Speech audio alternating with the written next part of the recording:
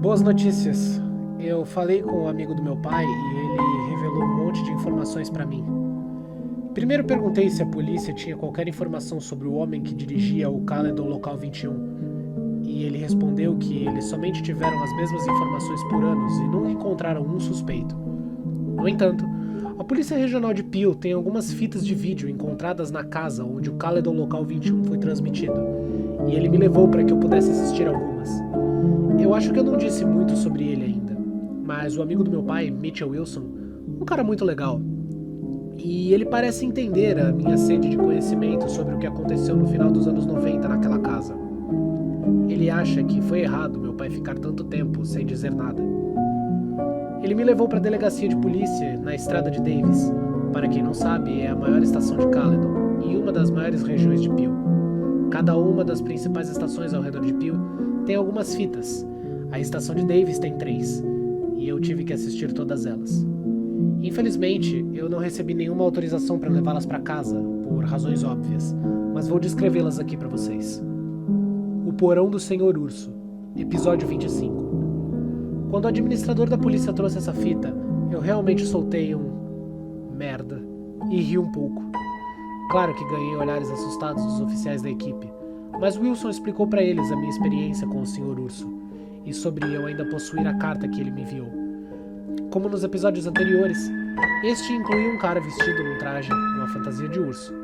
O capítulo começa com o Senhor Urso gingando até a mesa com a toalha vermelha e uma garrafa de suco de laranja nas patas. Na mesa estavam 16 copos pequenos de bebida. Aqueles copinhos para se beber um uísque. Como uma pequena garrafa que continha um líquido desconhecido. O Senhor Urso derramou uma quantidade igual de suco de laranja em cada copo, antes de abrir a garrafa menor e colocar uma gota do líquido misterioso nelas. Em seguida, o urso sai da visão da câmera. Haviam sons menores de fundo, e logo o Senhor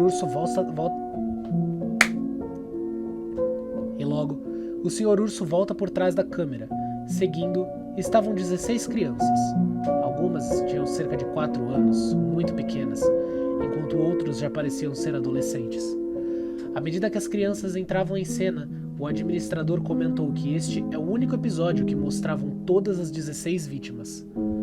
As crianças pareciam todas bastante contentes, exceto uma que tinha um hematoma no rosto, e ao contrário das outras, tinha uma expressão de medo. Este garoto devia estar por 12 ou 11 anos, o que me levou a reconhecê-lo. Era o garoto que tinha perguntado sobre a irmã e que posteriormente teve um destino desconhecido no episódio 23. Quando contei isso ao oficial, ele confirmou que sim, era o mesmo garoto, e que ele também foi destaque no episódio 24, um capítulo que foi ao ar somente uma vez, em junho de 1999, às 3 horas da tarde, e que a polícia ainda não tinha encontrado a fita. O Senhor Urso, então, começou a cantar uma música sobre frutas cítricas e os benefícios da vitamina C. Eu mal consegui entender a letra por conta da máscara de urso.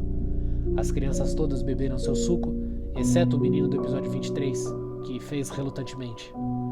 E o capítulo termina.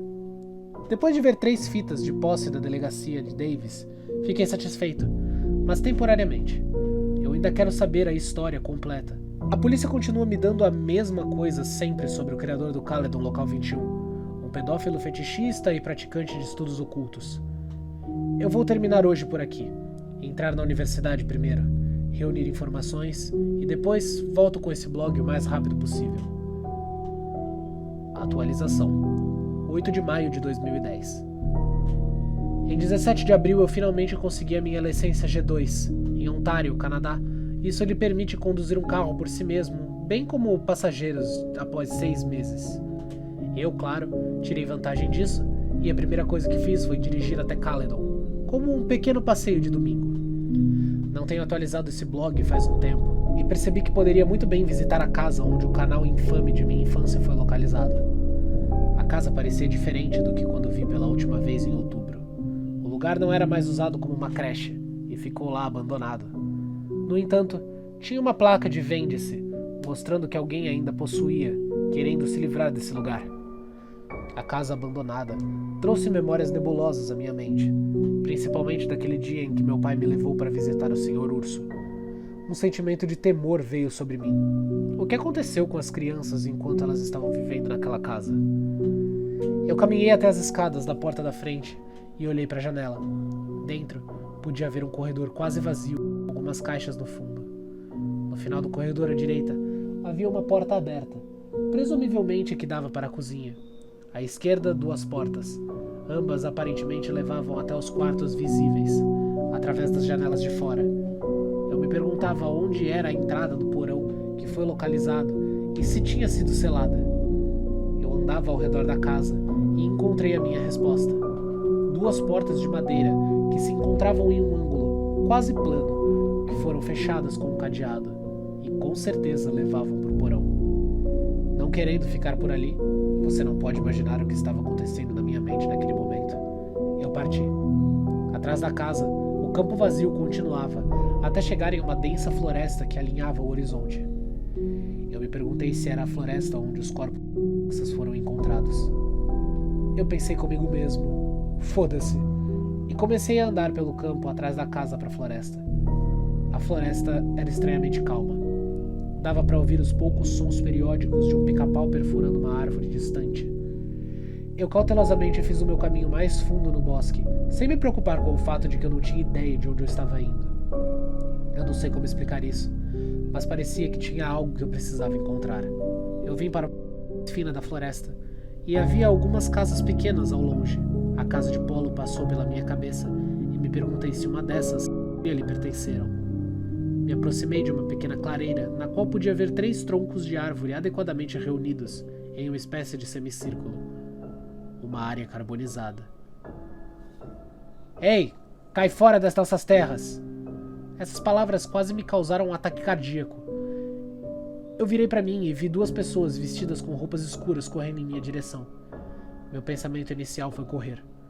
No entanto, quando elas chegaram mais perto, vi que realmente eram apenas crianças no início da adolescência, provavelmente 13 ou 14 anos.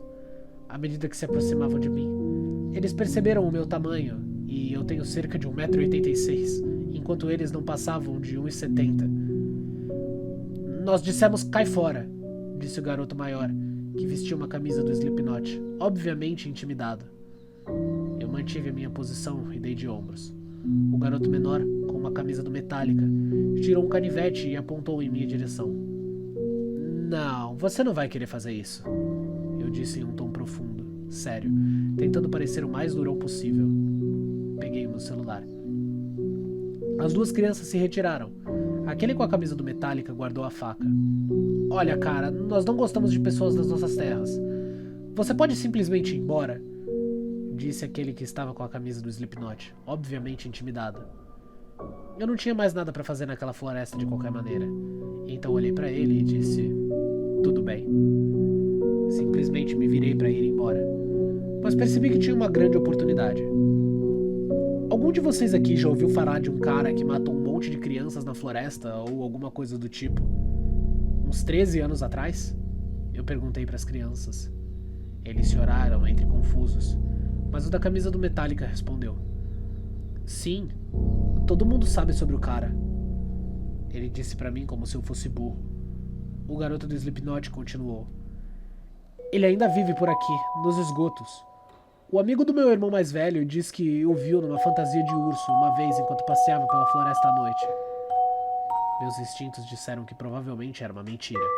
E o proprietário do Caledon Local 21 provavelmente estava muito longe, existindo apenas como um folclore na pequena comunidade isolada.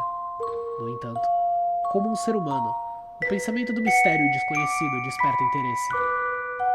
E onde fica o esgoto? Onde ele vive? Eu perguntei. Só por curiosidade. Não acredito realmente na história do garoto. O garoto da camisa do Metallica olhou para mim por alguns instantes, seus olhos aparentemente cheios de aborrecimento, mas curiosos. Você não é daqui, é? Por que você veio até aqui? Agora eu admito que eu estava um pouco assustado com a natureza da pergunta.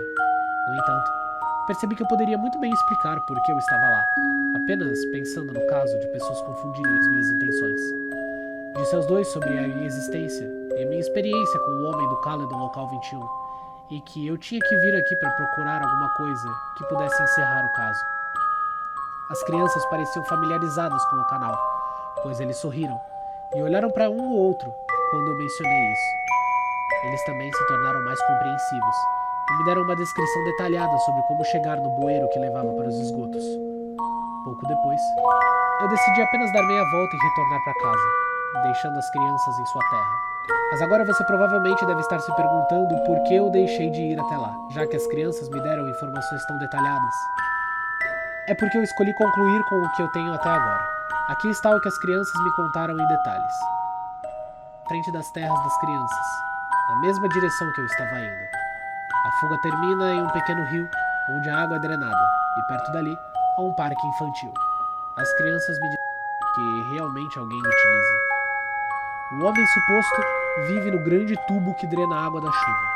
As pessoas têm-lo visto, embora sempre usando uma máscara de urso ou o traje completo.